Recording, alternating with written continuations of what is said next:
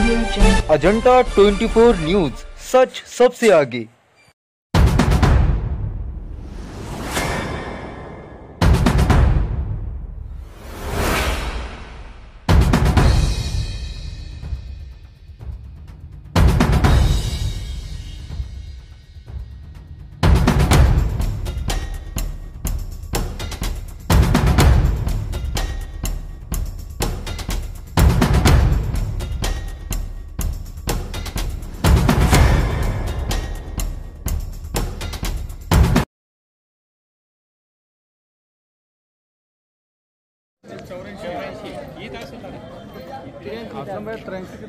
त्र्याऐंशी ये नीचे 83।